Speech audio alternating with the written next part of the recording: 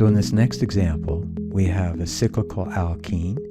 Our first step is the metachloroperoxybenzoic acid. So of course we're going to form the epoxide.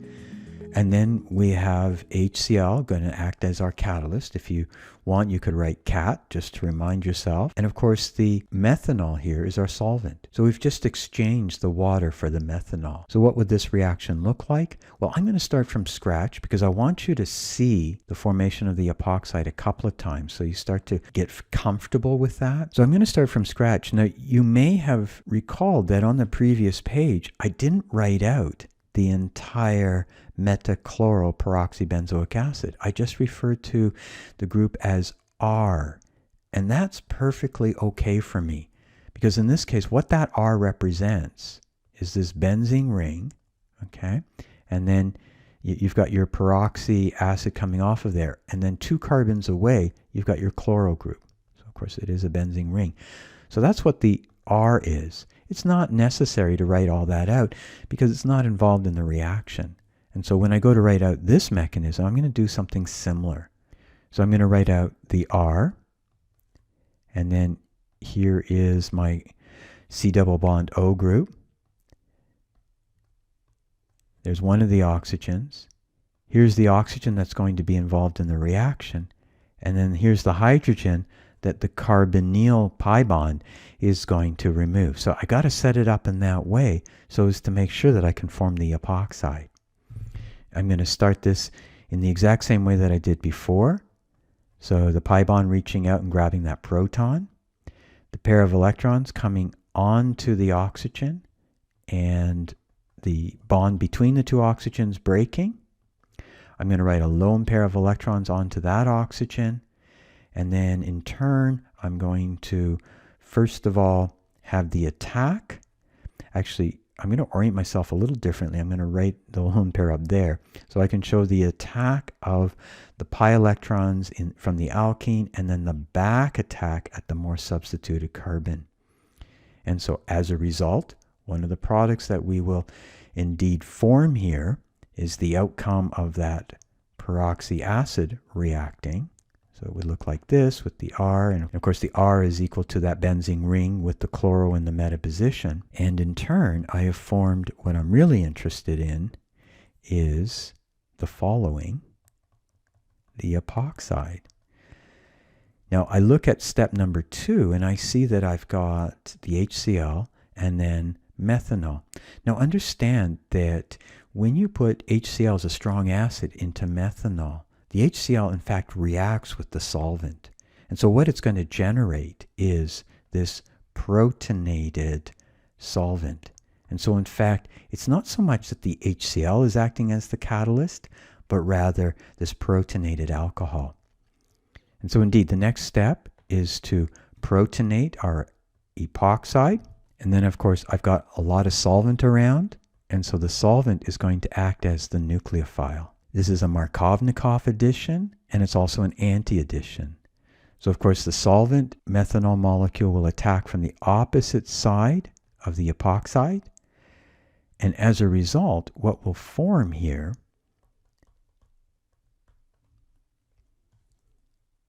is that methyl group will be pushed down. We will have our oxygen now attached there. We'll have a bond off of the oxygen to a methyl group, and then of course we still have a hydrogen attached there, so this will now be a positively charged oxygen, and on this side we'll have going away from us the OH group. So what we added in the first case was a second OH group, if you will, but now we're ultimately going to end up forming an ether. So of course the next step is to deprotonate this protonated ether, if you will, and of course it will be our methanol solvent that will do that. Not the chloride ion, because chloride ion is not a very good base and there's not very much of it. There's lots of the methanol solvent and it's a reasonable base comparatively speaking. And so the product here will be this ether group coming out at us, the methyl group going back, and the OH group going back.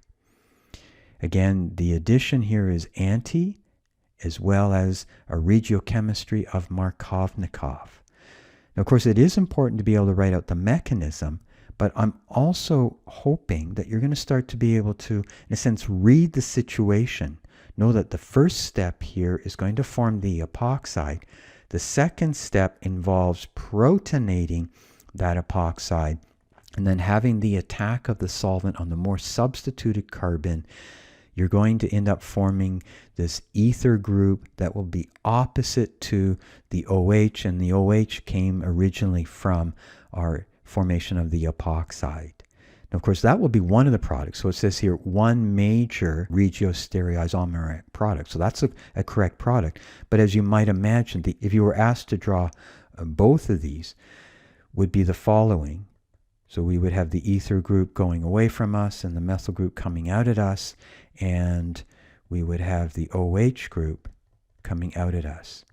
So those would be the two products that would form, and indeed I'd expect that these two products would be examples of enantiomers in this particular case. As a last example, I'd like you to look at the conditions here. So all the conditions that we've been exploring involve an acid environment. Now, the way that this is presented is it just says draw one major regiostereoisomeric product. So I'm not actually asking you to write out the mechanism. Now, of course, I'd expect that you should be able to write out the mechanism.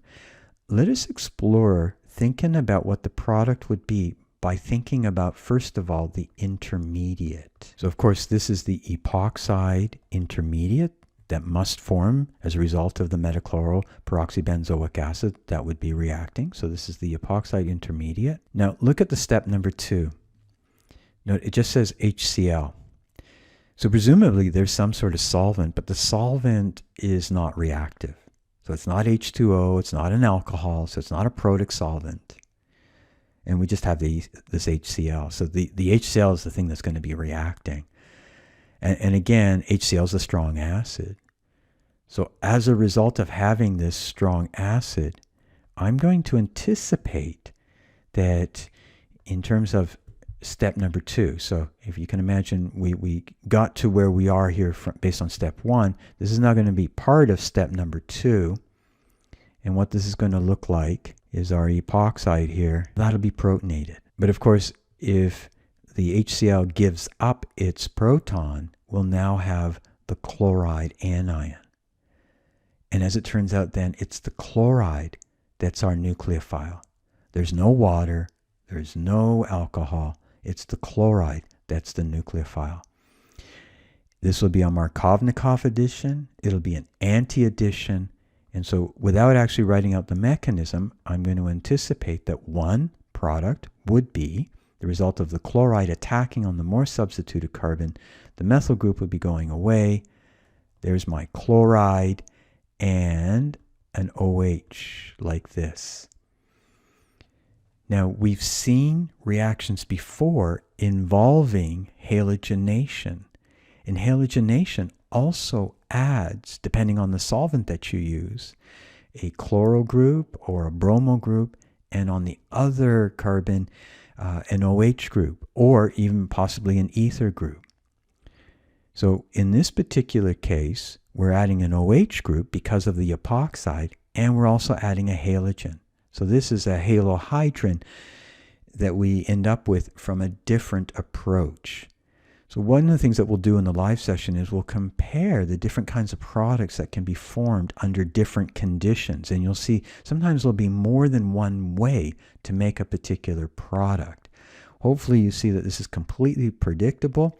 And again, another product here would simply be with the methyl group coming out at us and the chloro group going back, and of course the OH group coming out at us. So it'll always be an anti-addition. The chloro group will always be on the more substituted carbon under these acid conditions. So in our live session, we'll explore these ideas further.